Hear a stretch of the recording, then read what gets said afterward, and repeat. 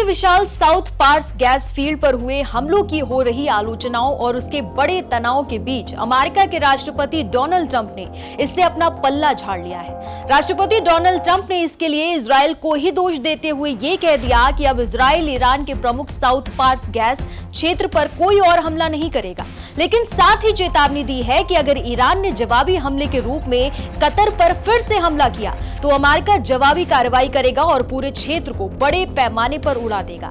Trump ने अपनी social media handle से ये सफाई और ये चेतावनी उस समय दी है जब जंग ने वैश्विक ऊर्जा बाजारों को हिलाकर रख दिया है और ईरानी मिसाइलों ने कतर पर जवाबी हमला किया है।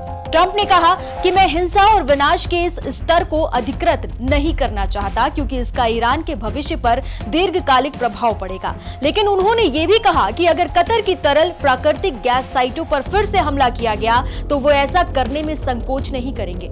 ट्रंप ने अपने ट्रुथ सोशल हैंडल पर लिखा कि मिडिल ईस्ट में जो कुछ भी हुआ उससे क्रोधित होकर इजराइल ने ईरान में साउथ पार्स गैस फील्ड नामक एक प्रमुख सुविधा पर हिंसक हमला कर दिया है। संपूर्ण का अपेक्षाकृत छोटा भाग प्रभावित हुआ है। अमेरिका को इस विशेष हमले के बारे में कुछ भी नहीं पता था और कतर देश किसी भी तरह आकार या रूप में इसमें शामिल नहीं था, ना ही उसे कोई अंदाजा था कि ऐसा होने वाला था। दुर्भाग्य से ईरान को या फिर साउथ पार्स हमले से संबंधित कोई भी प्रासंगिक तथ्य नहीं पता था और उसने कतर की एलएनजी गैस सुविधा के एक हिस्से पर अनुचित और गलत तरीके से हमला कर डाला।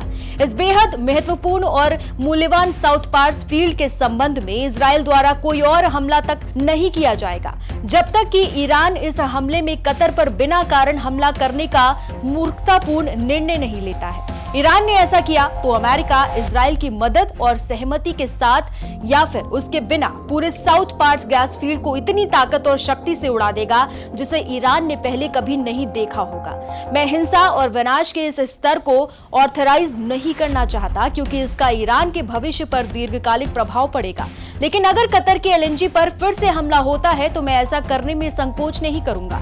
इस बात की और आपका ध्यान के लिए धन्यवाद। राष्ट्रपति डोनाल्ड जे ट्रंप। ईरान का जवाबी हमला कैसे हुआ अब वो समझिए। कई दौर के ईरानी हमलों के बाद कतर की मुख्य गैस फैसिलिटी को व्यापक क्षति हुई है। कतर में मौजूद रास लफान दुनिया का सबसे बड़ा तरलीकृत प्राकृतिक गैस यानी कि एलएनजी केंद्र है।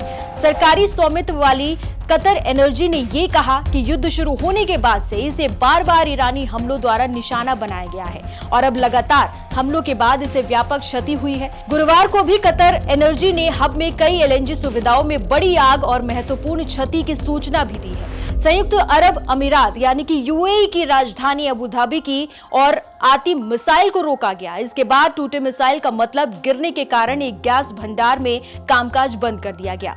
सऊदी अरब ने कहा कि उसने बुधवार को रियाद की ओर लॉन्च की गई 4 बैलिस्टिक मिसाइलों को रोका और नष्ट कर दिया और इसके पूर्व में एक गैस सुविधा पर ड्रोन हमले का प्रयास भी किया है।